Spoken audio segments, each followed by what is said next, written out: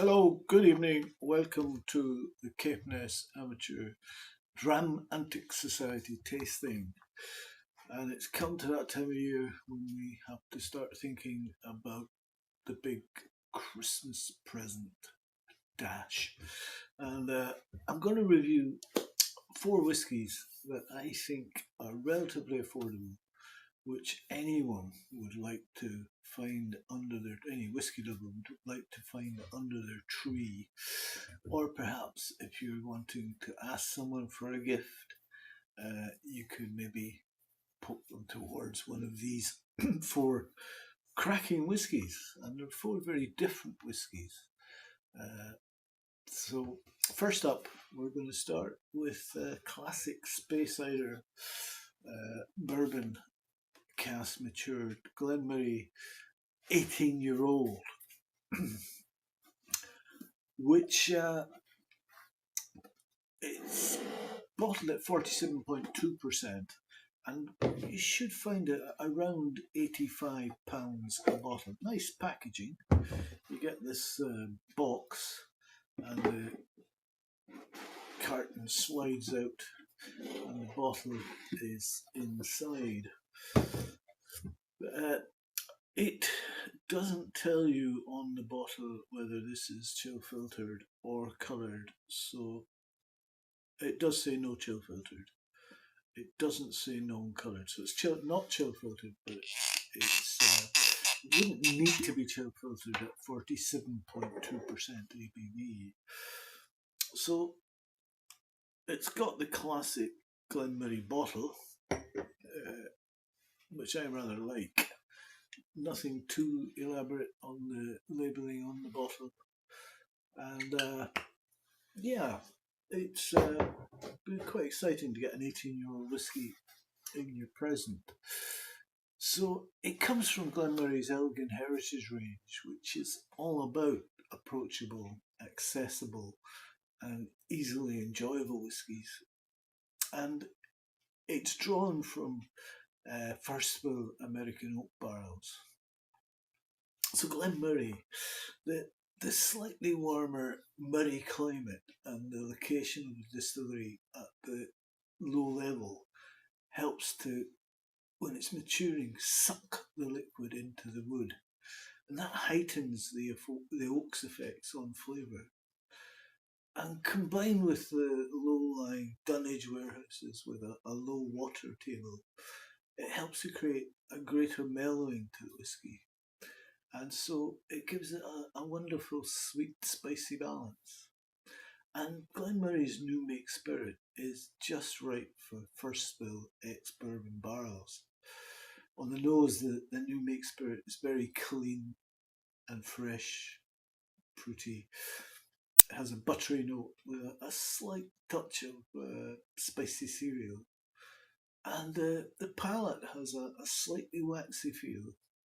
And then you get the ripe, pulpy fruits with some dessert apple, and the finish is clean. Now, when you taste Glen Moray, classic, or you watch reviews or read reviews of Glen Moray, you often find the phrase "full bananas," and I do often find that in Glen Moray. So I'm not sure this is had colouring added. It's quite pale gold in colour. Classic bourbon, cask matured, 18 years old, non-chill filtered, 47.2%. And it does have quite nice tiers and a nice tide line, nice church windows there. Let's see what the nose gives us. And you do get juicy apricot, yellow plums with a glaze of honey. It's vibrant, but you get the malty base, biscuity notes, vanilla, and a basket of juicy pear and red apples. Malty bread, nuts, praline, and mashed pumpkin, with a dollop of chestnut honey.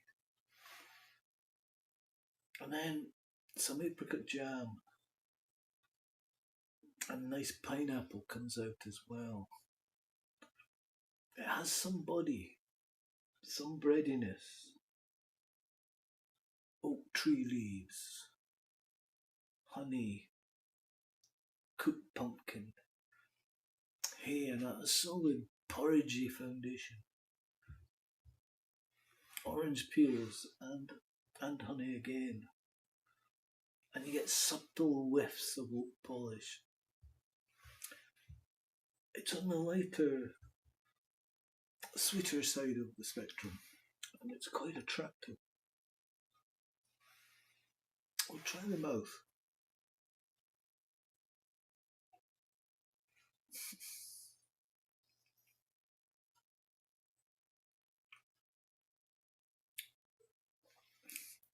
The strength works very well.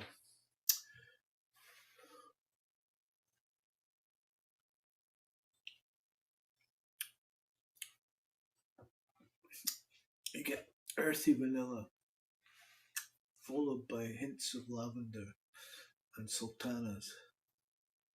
It's quite aromatic with a similar sweetness, vanilla, sultanas, hints of cake and barley sugars.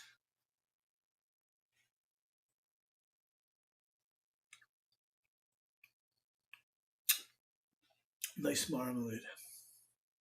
Praline again. Marzipan with an excellent maltiness and notes of bitter ale. Then it becomes a bit lighter. A slightly bitter fruitiness that works very well.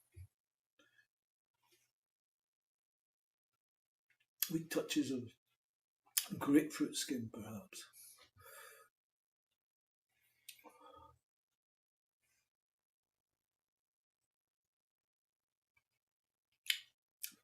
Then it becomes slightly tangier with hints of candied ginger and orange marmalade, malty biscuits, apple strudel with white sultanas, peaches and sticky brown sugar and coffee creams.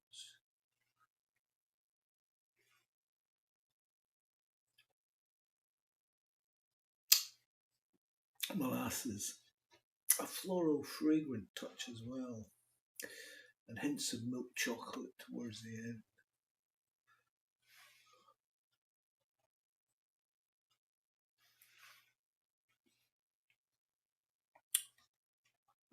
And the finish is rather long with a wee touch of bitterish oak that's pleasant in this context. It's very Speyside-y.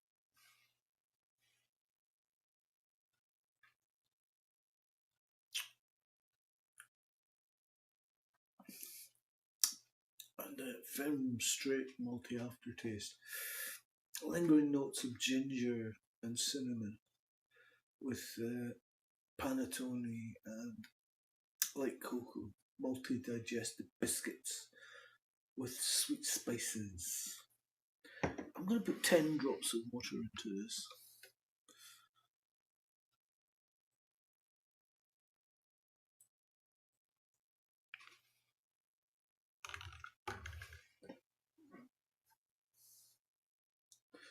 You can see the symmetry there.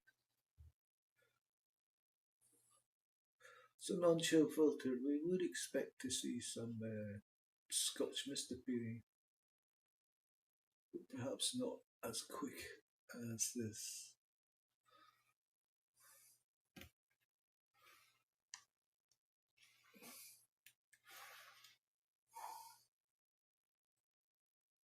And now the walnut cocktail cabinet and sweet spices are joined by rich vanilla cake and sticky brown sugar.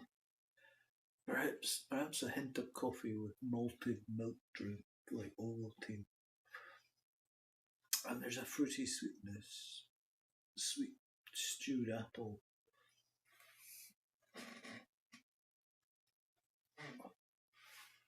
Try the mouth.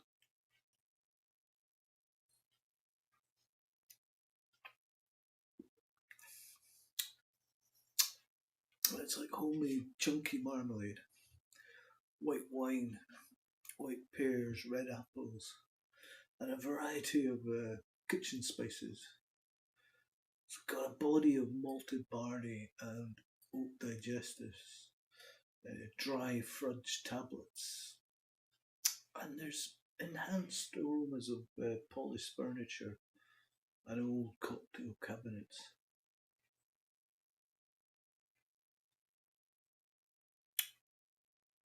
Dry honey with a hint of freshly cut grass in the background.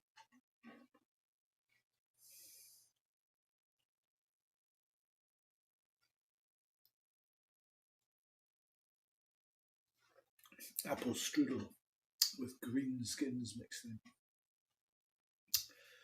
It's fine. That's the word I would use. It's left the blendy universe of days gone by. Glen Moray in the past was considered a supermarket staple, light and cheap whisky. I don't think it is anymore.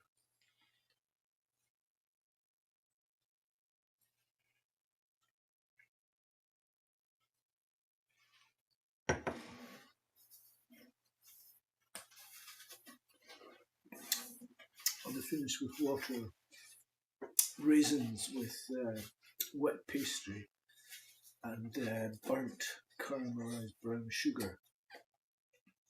And it's an increasingly long finish with some bitter cinnamon and ginger, medium malty, cakey, bit of coffee, toffee in the aftertaste. This has a classic Speyside profile. It's pretty much faultless. It's not overly exciting either. It's quite uncomplicated, but it's easy to drink. And I think Glen Moray's become a very solid drop. This is malt whisky that really tastes of malt. I don't think it'll disappoint anyone. And I think the price, roughly £85, is fair. So I'm going to cleanse my palate tonight with What a Date. This one, hand-picked cola states with caramelised pecan.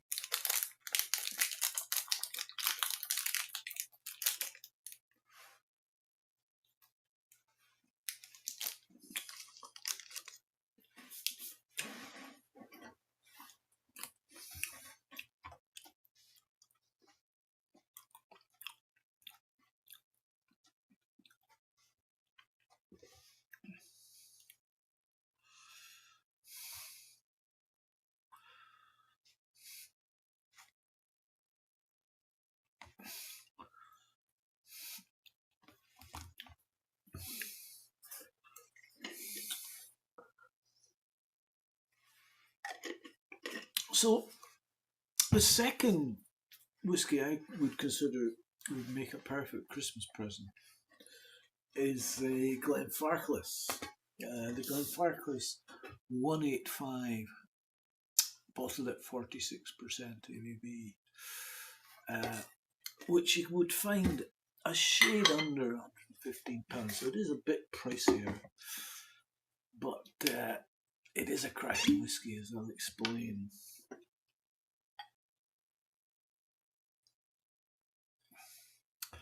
I think the thing with this one is it doesn't tell you on the bottle or the label whether it's coloured or chill filtered, so we have to assume that it's both of these things. And but the name says it all. GLENFARCLAS, founded in 1836, well, legally at least, and they celebrated the 185th anniversary back in 2021 with this non-age statement composition. But non-age statement doesn't tell you the whole story. For this whisky, they use casks from 6 different decades. So there's some spirit in the mix that goes back to the 1960s. There were, or are, 6,000 bottles released and fully matured, as always with GLENFARCLAS in Oloroso sherry cask. You know, if you took a look at Glenfarclas stills, the biggest in Speyside, it would lead you to believe that it's a distillery making a lighter style of whisky. But the secret to the new make's depth lies in the directly fired stills, the blazing fires beneath them. And it's not just that Glenfarclas can cope with sherry casks. Glenfarclas needs sherry casks. It absorbs the oak's power, binding to it. The new make has a big, heavy and fruity nose. It's quite earthy and deep, powerful with a touch of peat smoke. And the palate is dry and starts quite close and tight, with that earthy note continuing. It's ripe and dense, an old style whisky. And the new make has a finish of fruit and it's quite brooding. So this one, an amalgamation of casks from 6 different decades. And not a little of it is 60 years old. And you can see the colour is a nice gold, deep gold, coppery colour. And nice tears on this one as well. Nice tide line. Let's see the nose. Now, if you've tried Glenfarclas from the 1970s, especially when it was in refill wood, then it will be familiar to you. You get stewed plums and nectarines, as well as waxed oranges, pink grapefruits, and a hint of pollen. There's hints of dried mango and golden raisins, light touches of dried herbs and subtle rose petals. Dusty books and mint tea as well. It's pretty gorgeous, really vibrant and fresh, and unmistakably well aged. Waxy, honeyed and fruity with elements of mango, plums and yellow peaches. And there's hints of sultanas as well as some fruity tea, sweet porridge, a whiff of mint, and sprinkles of cinnamon. And it's showing its age in the best possible way. Try the mouth.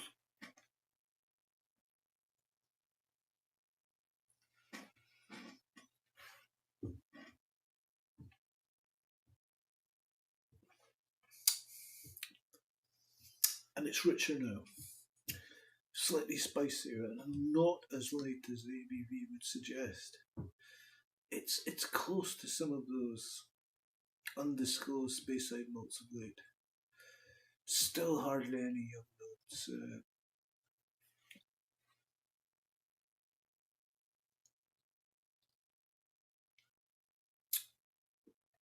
Oranges, damsons, stewed berries, even a hint of passion fruit, hints of herbal tea, candied ginger,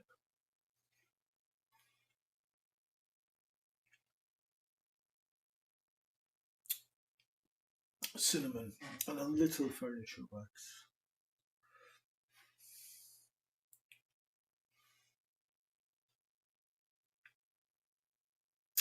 Nutty hints, and a wee touch of chocolate as well.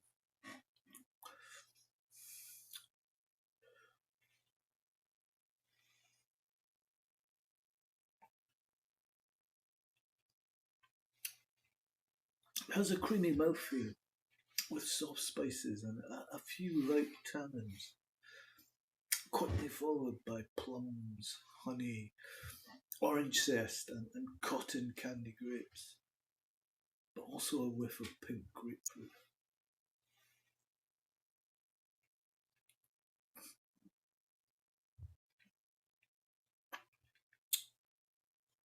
These light herbal touches, vanilla custard, and cloves as well. It's elegant, There's no attack or sherry blast that you sometimes get with the sherry bombs that are just whacked into a wet oloroso cask a few months before bottling. This is the real deal. Christmas spices and dried fruit mix.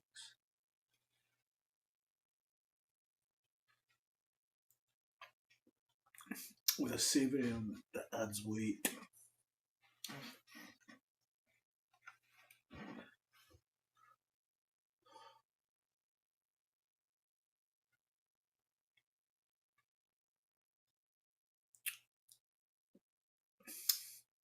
It's not a long finish, but it's enjoyable with some mint, apple, old wood and cocoa.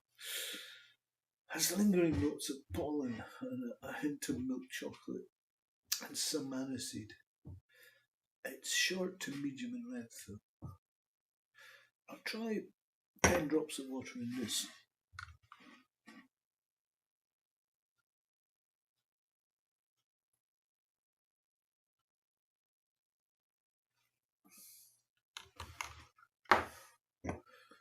It's a shame they don't tell you about the colouring and the chill filtration.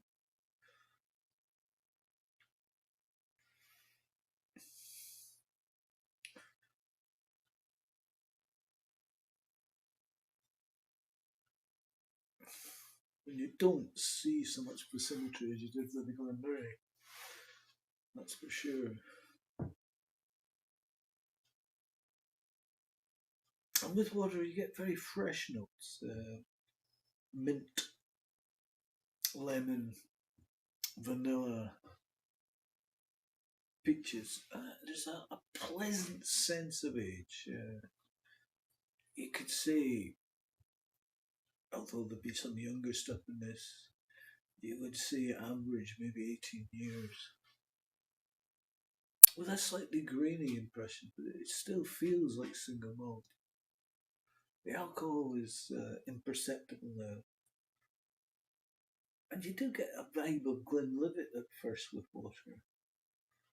It's a lovely nose for nosy, floral and meadowy notes, into wax, honey and old furniture. Develops nicely over time, and it does benefit from some air. Definitely a pleasant aromatic dram.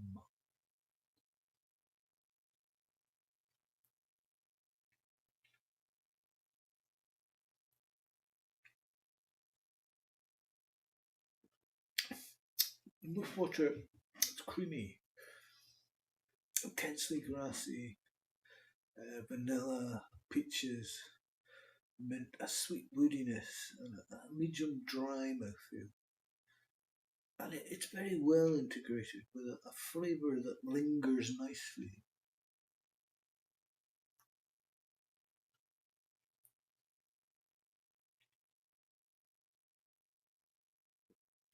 Honey, light dustiness, white chocolate. I think I find the nose a little better than the palate, but not by much. With water it gains sweetness, florality and the heatheriness from the nose.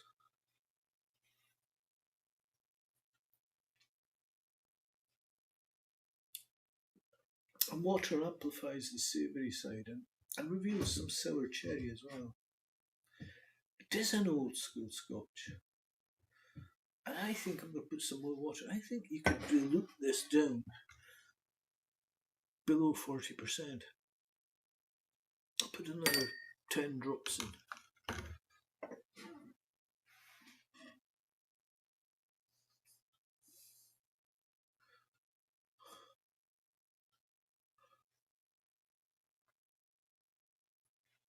Try the mouth.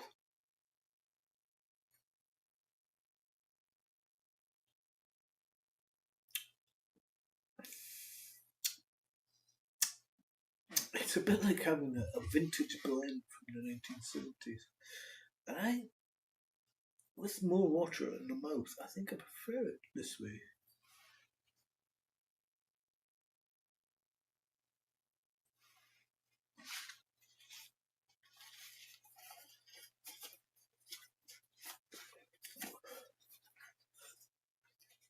And the finish, sort of minty, sweet woodiness, white pepper. It's pleasantly herbal with a slight tea-like character. You know, it's great how they managed to let the older whiskey speak and keep the younger cask at a distance.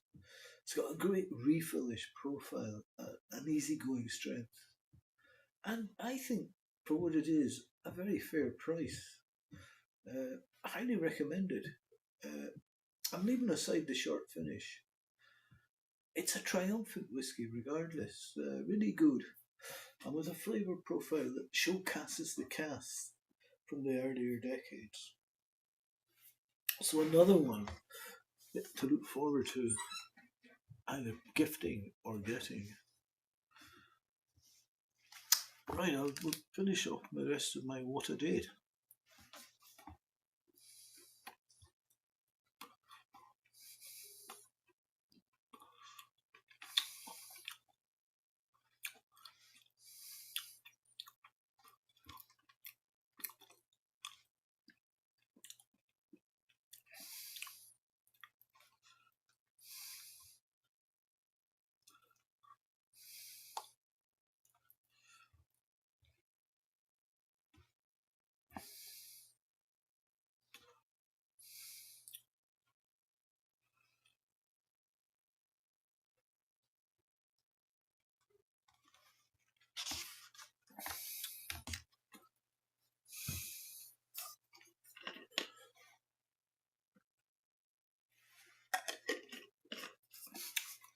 So, the third whiskey I'm suggesting you should consider either gifting or asking for Christmas is the Benromach Cask Strength Vintage 2013 Batch 1, 59.7%, which retails at around £65.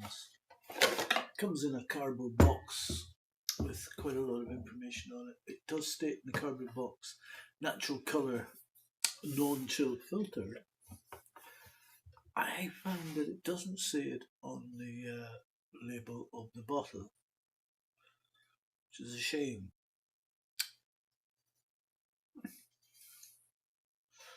Nope, it's nowhere on the bottle. There's lots of information. That's maybe why they haven't had enough room to put the information on it. Anyway, this is the first release of the Cask Strength series from the 2013 vintage. It was bottled in 2023 at a hefty 59.7%, a decade after it was distilled, and with maturation taking place in both first fill bourbon and sherry casks.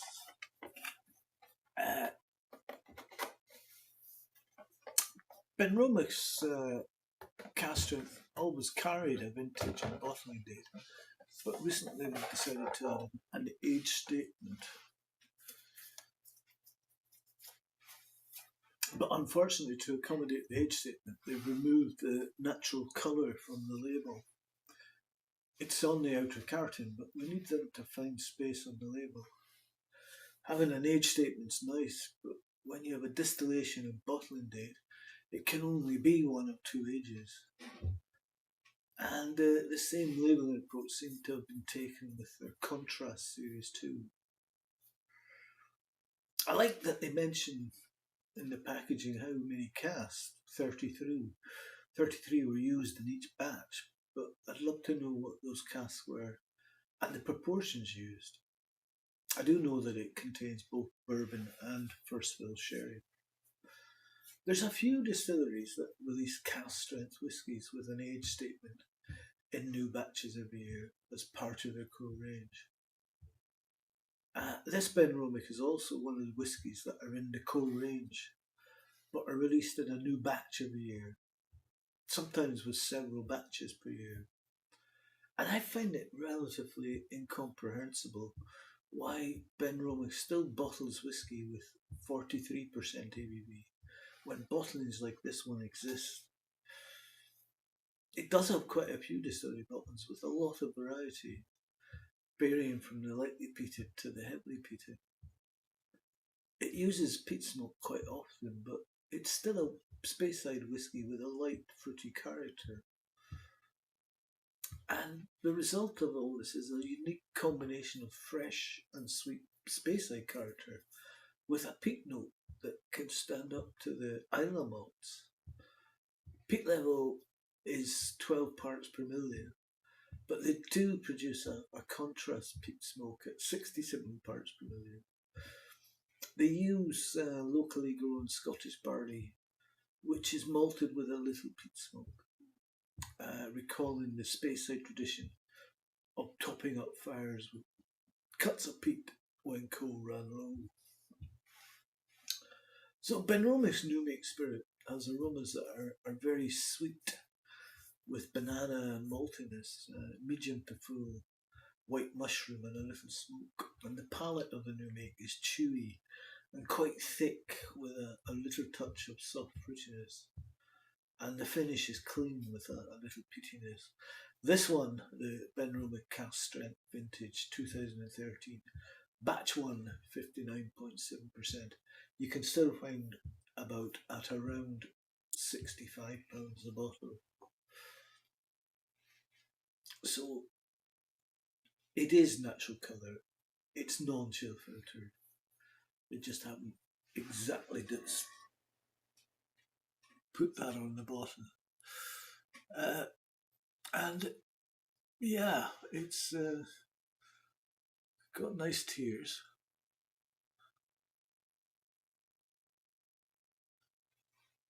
Nice colour, natural colour. Now this is peated, and what I'm getting is stewed plums, toasted oak, cinnamon, and dark chocolate. It's delightfully fragrant and perfumed oak. It's not all woody, polished notes, and this one is particularly fine, and that's accompanied by freshly brewed espresso coffee and a charred meatiness. There's a musty, earthy dunnage note with dry autumnal leaves and black forest gateau. And you get some garden rubbish fire smoke, tired leather, tire rubber after a burnout, bit of coal tar, hay barn, and a high cocoa dark chocolate. It's a sweet smoke, the smoky aromas, herbal broth, and a warm fruit compote with banana. And the smoke aromas are warm, but they're not maritime, and they're reminiscent of a coniferous forest in the summertime. There's fruits present with ripe peach and mango, but they're smoked. And there's a note of spicy tree resin. And 59.7%, the alcohol is present as a slightly cooling menthol note. Let's try the mouth.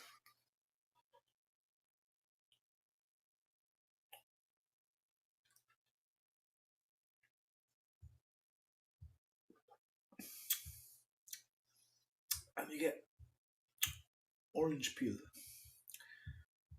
nutmeg, dates, toffee apple, and a sort of smoky oak char.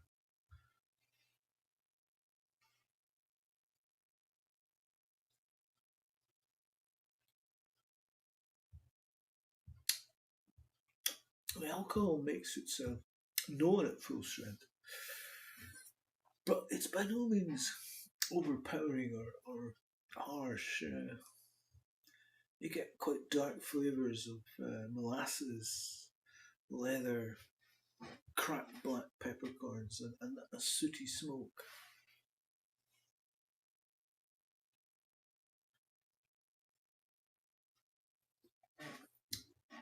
As it builds, that smoke intensifies,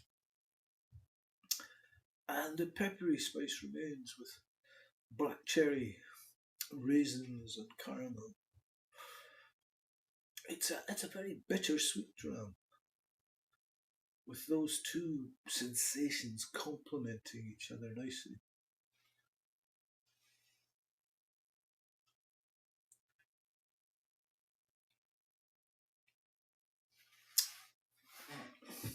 And the finish is dry, rich, and full of dark fruit, licorice, and creamy vanilla, with sooty smoke present throughout. And it goes on for some time in the finish, with brown leafy notes and copper coins.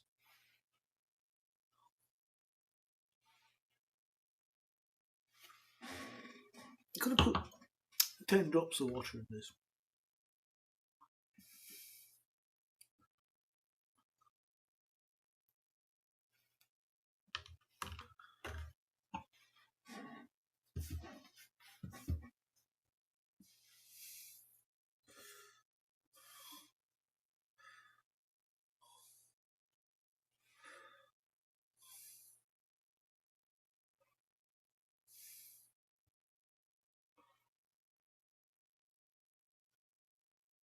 And it does soften. You get red apple jam, a very pleasant toasted caramel,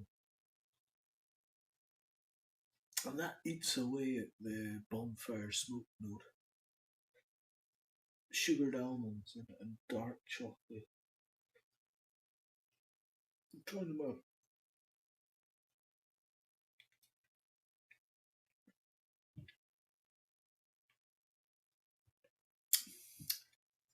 And it's oily, syrupy, with an excellent texture. The spiciness disappears very quickly, and it's replaced by more smoke, along with more dark chocolate.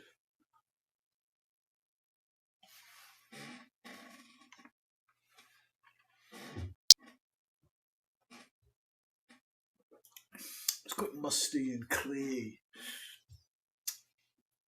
and the fruit is relegated to a secondary note, with humidity and cocoa predominating.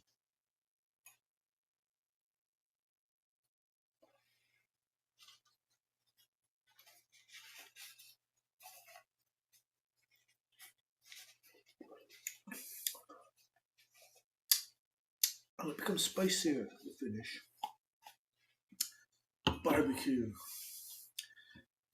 After the dark chocolate, caramelised apple appears to stretch out the already long finish. You get nuts and licorice. I'm mightily impressed by this effort. It's quite a unique style outside of Campbelltown, but Benromach has loads of it. The balance between the cask used makes it for a perfect marriage. If you're looking for a bang for your buck whiskey, it should be one of your go-to bottles. It's a gorgeous whiskey. Perhaps it's a bit less rugged than previous iterations, but the emphasis there is on rebit. It still has character in spades. Well, I'm going to change my between drams snap to an oldie that goes. Frazzles crispy bacon as we moved on to the smoker.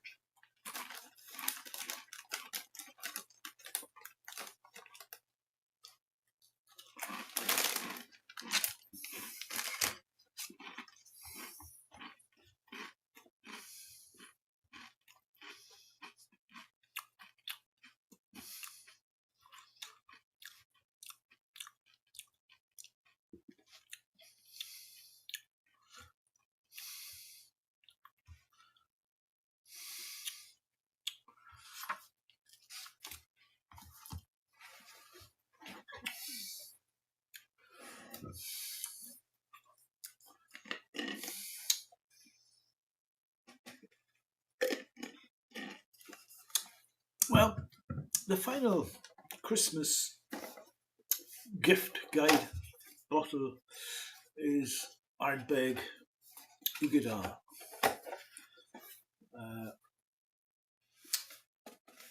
Which comes in a classic looking ARDBEG bottle with the embossed writing on the box. And this one is 54.2%, and you should be able to get it for a shade under £60. And I'm going to explain why I think you need this not only for Christmas, but on your top shelf whiskey collection.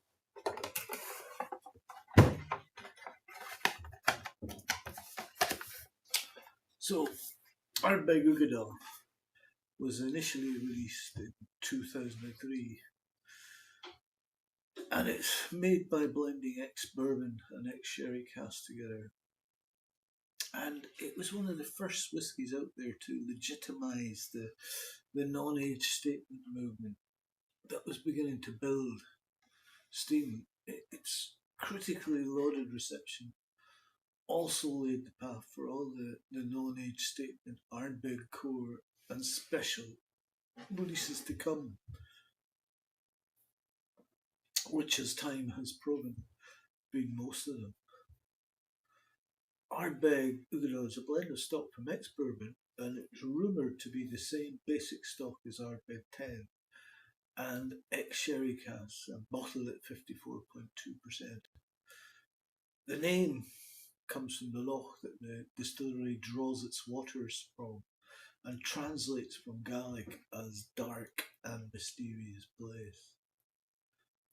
Reputedly or reportedly, UIGEADAIL was originally created to make use of some very aged sherry cask whisky, which would have been very woody but not especially peaty, and they blended it with some of the standard mature but still youthful ARDBEG stock, which was intended to restore the smoke and bring it back into balance. But they've run with that, and it's become something of an icon of either whiskey. ARDBEG's new make has a nose that is sweet and sooty with a touch of nori or dulse and rock pools. It's slightly oily, and then you get peat smoke, unripe banana, garlic, violet root, and tomato leaf. And if you add water, the new make gives creosote and Chinese cough medicine and becomes solventy. The palate is big, sooty, tense, slightly peppery. It's sweet centred with mossy peat and grapefruit. And the finish is oat cakey. So, 54.2%. Definitely non-chill filtered. Doesn't say anything about the colouring. And you can see it's quite a nice colour. Nice tears on this one. Let's see what the nose gives us. And you get the expected whiff of peat, but that's supplemented by some Bar's Iron Brew, tomato, iodine, toasted bagel, sprinkled with sesame seed. And there's a tiny touch of tropical pineapple and mango in the background. And you get lingering campfire smoke. A whiff of an unsmoked gammon joint. And chalk. It's quite bold. There's notes of salted peanut butter, peat smoke, tobacco and worn and oiled leather. Very dark roast coffee grounds and cayenne pepper. And there's a freshness to the nose, which is surprising when you think of what a peat bomb ARDBEG is. Peat, sherry sweetness, dark juicy fruit, warm fruitcake spice, honey and vanilla. That makes up the lighter notes. And then you get the dark sweets, brine, citrus peel, and tomato-like acidity moving through. I'll try the mouth.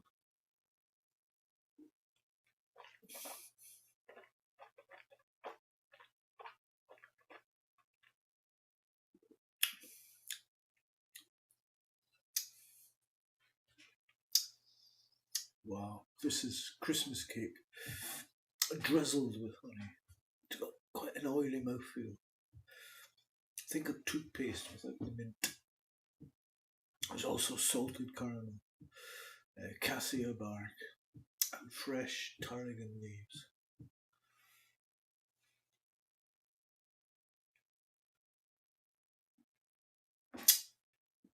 It's deep, wide, dark, and lush.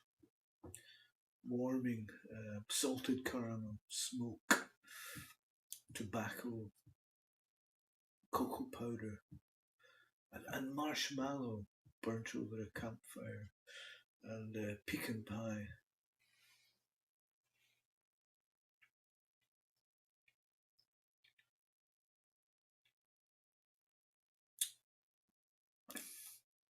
There's a citrus bitterness in the mid to late palate, which is reminiscent of chocolate coated candied orange peel with sea salt. Peat and sweet is the name of the game here. Peat and sherry sweetness dominate the flavour, with notes of pepper, cream crackers, pie crust, citrus oil, and dark sweets filling in most of the background.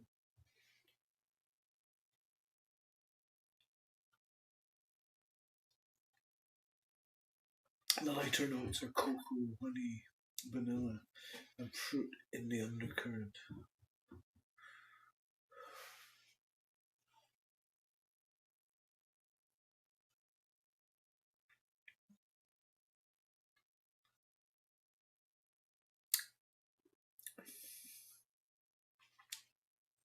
And the finish,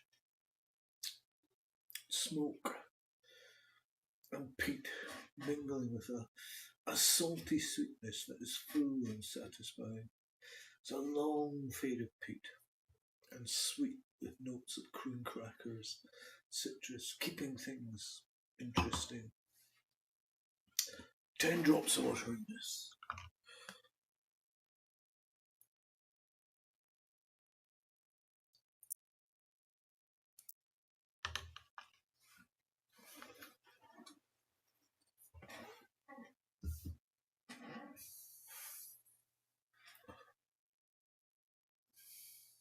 Nice symmetry in this one.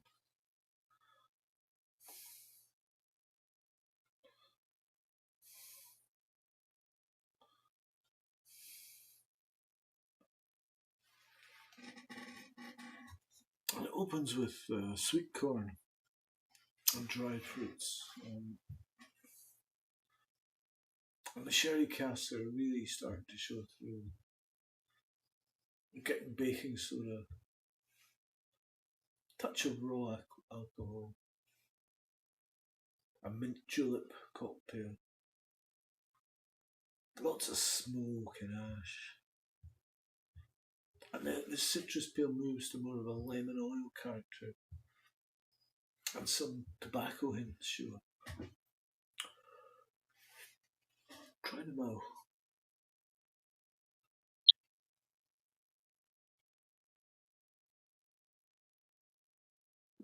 And you get initial hits of warming brown sugar with a touch of cinnamon spice, sweetened peat smoke, some grain alcohol flavours, And water brings out a bit of nuttiness and a bit of bitterness.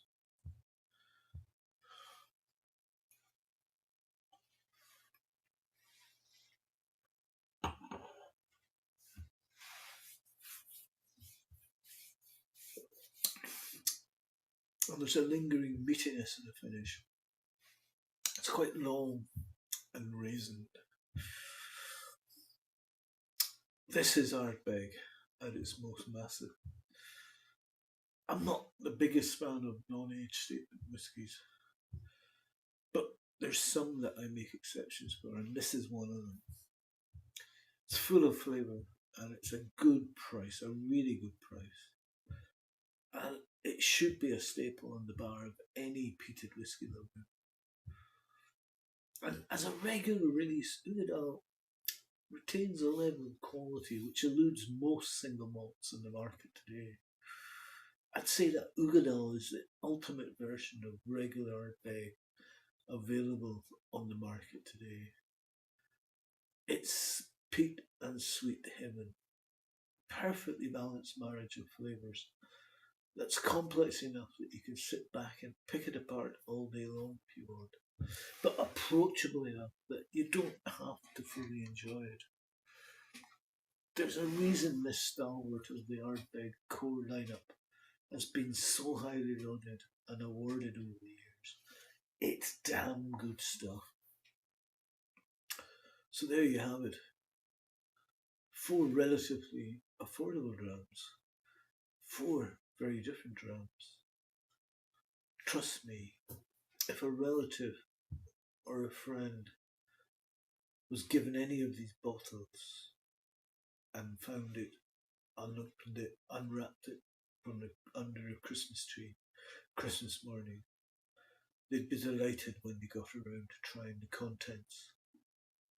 And if you haven't tried them, put them on your Christmas wish list. Thanks for listening.